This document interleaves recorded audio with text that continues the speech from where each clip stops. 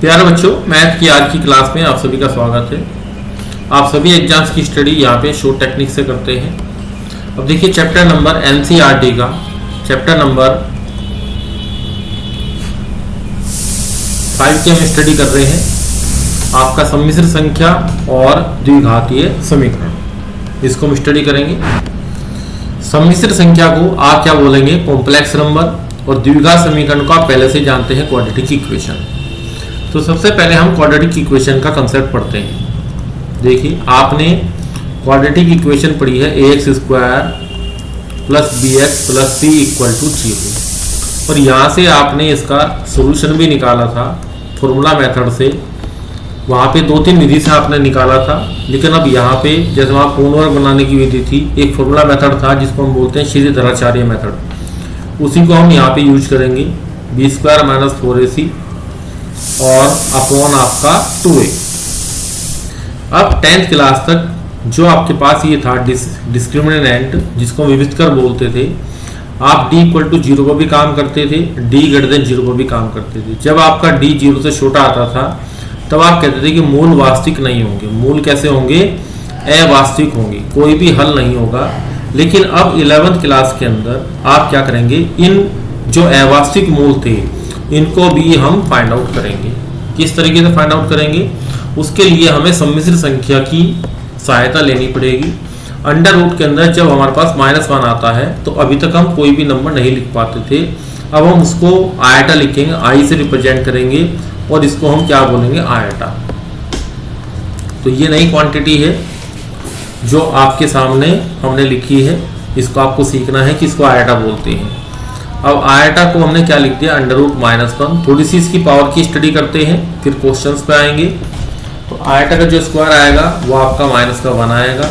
फिर आयटा का आप क्या करेंगे? क्यूब करेंगे। तो आयटा की मल्टीप्लाई करने से माइनस का आयटा आएगा। जब इसका वर्क करेंगे तो आयटा की पावर 4 आपके पास कितना आएगा? 1 आएगा। तो ये 4 चीज़ मैंने आपको सिखा दी है कि जो आपके पास आयटा की टर्म्स आएगी। तो सबसे पहला कंसेप्ट क्या है कि अंडर रूट -1 को मैथमेटिशियन ने क्या माना? आयटा को हमने अंडर रूट -1 को आयटा मान लिया, जिसको हम इमेजिनरी क्या बोलते हैं? यूनिट भी बोलते हैं।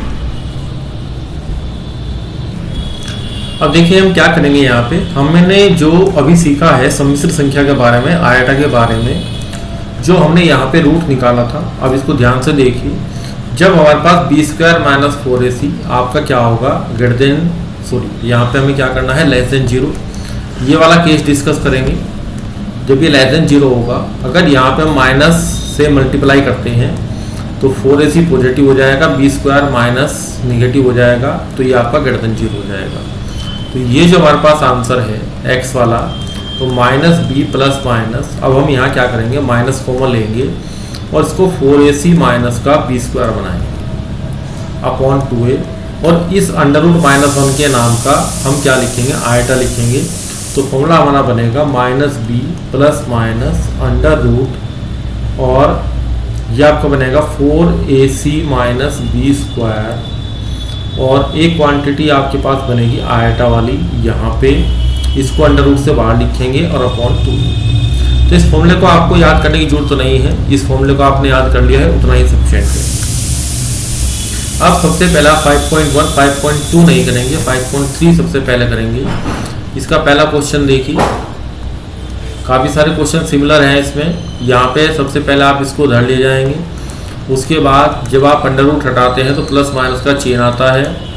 उसके बाद आप क्या करेंगे? प्लस माइनस अंडर रूट के अंदर -1 अलग करेंगे, 3 अलग करेंगे, तो प्लस माइनस अंडर रूट के अंदर 3 रहेगा। और ये जो अंडर रूट -1 है, इसके नाम का हमें क्या लिखना पड़ेगा? यहाँ पे आयटा बाहर लिखना पड़ेगा। इस तरीके से हल करेंगे। ये आपका क्वेश्चन नंबर 1 था। अब मैं आपको क्वेश्चन नंबर 2 करके दिखाता हूँ। यहाँ पे हमारे पास क्या है? 2x square plus x plus 1 equal to 0 है। तो सबसे पहले तो आप ये लिखेंगे a बराबर 2 है, चिन्ह सहित लिखेंगे, b बराबर 1 है, c बराबर 1 है। जैसे यहाँ पे आपका क्वेश्चन नंबर 6 में यहाँ निगेटिव है तो a 1 है और b इक्वल टू -1 लिखेंगे। ये सेफ्टी के पॉइंट ऑफ व्यू से मैंने आपको बता दिया है। यहाँ तक के सभी क्वेश्चन एक जैसे ही हैं इसमें। 2 से 3 क्वेश्चन आपको सिखाएंगे। अब यहाँ पे आप फॉर्मूला लगाइए। फॉर्मूला क्या है, x equal to minus B, formula वही याद रखना है, under root B square minus 4ac upon 2a। लेकिन यहाँ पे अंडर रूट के अंदर जो क्वांटिटी आपकी आएगी वो निगेटिव आएगी। अब वैल्यू पुट कीजिए यहाँ पे, -1 प्लस माइनस अंडर रूट 1 का स्क्वायर माइनस 4 इंटू 1 इंटू 2 और अपॉन 2a। तो 2 इंटू 2, तो उत्तर क्या आया हमारा, -1 प्लस माइनस, अब अंडर रूट के अंदर देखिए 1 माइनस 8, यहाँ पे क्या आएगा -1 plus minus under root minus का 7 आएगा, नीचे 4 आएगा। तो यहाँ पे 7 तो आप अंदर रखेंगे और जो अंडर रूट के अंदर निगेटिव आया है उसके लिए क्या करेंगे आप, यहाँ पे आयटा रखेंगे बाहर और अपॉन में आपका क्या रहेगा, अपॉन में आपका 4 ही रहेगा। तो यही आपके आंसर हैं, एक प्लस चिन्ह को लेके और एक माइनस चिन्ह को लेके। ये आंसर आपके फाइंड आउट हो गए जो हमने निकाले, ये आपका आंसर है। इस तरीके से क्वेश्चन नंबर 1 मैंने आपको कराया, क्वेश्चन नंबर 2 कराया। अब क्वेश्चन नंबर 3, क्वेश्चन नंबर 4, यहाँ पे a की वैल्यू निगेटिव ली जाएगी, b की वैल्यू 1 ली जाएगी, c की वैल्यू निगेटिव ली जाएगी। इन चीज़ों को ध्यान रखना है। 5वां क्वेश्चन भी ऐसे ही करना है आपको। 6ठा क्वेश्चन के लिए मैंने पहले से ही बता दिया है कि इस निगेटिव का ध्यान रखना है, बच्चे यही गलती करते हैं। 7वीं में भी ऐसा ही है, 8वीं में भी ऐसा ही है। केवल क्वेश्चन नंबर 9 और 10 में जो कंसेप्ट है उसको मैं आपको बता देता हूँ। तो आप देखिए क्वेश्चन नंबर 9 आपका ये है। तो सबसे पहले क्या करेंगे, अगर किसी क्वेश्चन के अंदर कोई संख्या आपकी अंडर रूट में आ रही है, या आपका अगर कोई संख्या आपकी बटे में आ रही है तो हम क्या करेंगे, बटे वाली संख्या से मल्टीप्लाई कर देंगे। तो अंडर रूट 2 से आप इसमें गुणा करेंगे, मल्टीप्लाई करेंगे। मल्टीप्लाई करेंगे तो क्या बनेगा, under root 2 X square plus under root 2 X और प्लस का 1 इक्वल टू 0। अब यहाँ से a की वैल्यू कितनी आई आपकी, √2 आई, b की वैल्यू कितनी आई, √2 आई और c की वैल्यू आपके पास 1 आई। अब आप x इक्वल टू फॉर्मूला लिखेंगे। 1 नंबर आपको फॉर्मूला लिखने के लिए मिलता है, तो फॉर्मूला जरूर लिखें। अब देखिए माइनस का under root 2 plus minus under root, अब b स्क्वायर देखिए कितना आएगा, अंडर रूट 2 का स्क्वायर। मैं सारी टर्म लिख रहा हूँ जिससे आपको सवाल करना आ जाए। -4 इंटू a इंटू सी, ये आपने लिख दिया, अपॉन 2a। तो 2 इंटू √2 हो गया। अब आप ध्यान से देखिए, माइनस का √2 हो गया, प्लस माइनस अंडर रूट के अंदर आपके पास क्या आया, 2 माइनस 4 √2 आया। अब यहाँ अंडर रूट के अंदर निगेटिव आपको नहीं दिखाई दे रहा, लेकिन आप देखिए जब 2 में से 4 का मल्टीपल घटाएंगे तो ये क्वांटिटी निगेटिव आएगी। तो आप क्या करेंगे, जैसे मैंने आपको कॉमन लेके दिखाया था, जब आप माइनस कॉमन लेंगे तो 4 √2 पहले आएगा, 2 बाद में आएगा। अब अंडर रूट के अंदर निगेटिव जनरेट हो गया, तो यहीं से ही आयटा में आंसर आएंगे। आपकी क्लास में यहाँ पे जो आंसर आ रहे हैं वो आयटा की फॉर्मेट में आएंगे, इस चीज़ को ध्यान रखें। तो -2 प्लस माइनस और under root 4 under root 2 minus के 2 आयटा और अपॉन आपका 2 इस तरीके से आपको क्वेश्चन को सोल्व आउट करना है।